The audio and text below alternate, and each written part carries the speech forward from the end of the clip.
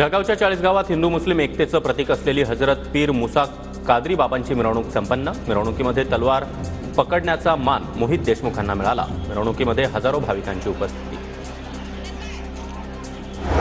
कोल्हापूरच्या इचलकरंजीमध्ये पंचगंगा नदीमधील गाळ काढण्याचं काम महसूल प्रशासनानं थांबवलं। गाळ काढण्याच्या नावाखाली नदीमधून वाळू घेऊन जात असल्याचं समजल्यानंतर प्रशासनानं काम रोखलं। जळगावच्या अकुलखेडामध्ये गांजा विक्री करणाऱ्या दोघांना अटक। आरोपींकडून 2,31,000चा मुद्देमाल जप्त। स्थानिक गुन्हे शाखेची कारवाई।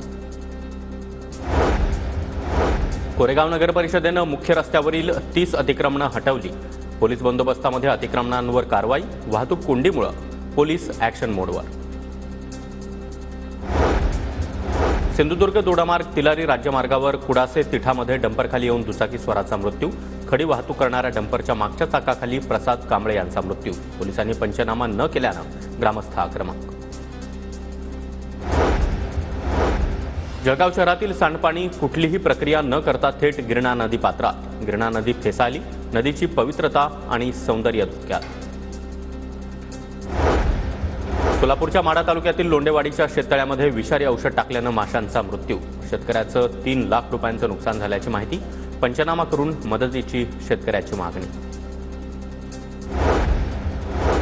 छत्रपती संभाजीनगर पोलिसांच्या वतीनं जनजागृती बाईक रॅलीचं आयोजन। हेल्मेट वापराबाबत जनजागृती। पोलीस आयुक्त प्रवीण पवार हे देखील रॅलीत सहभागी।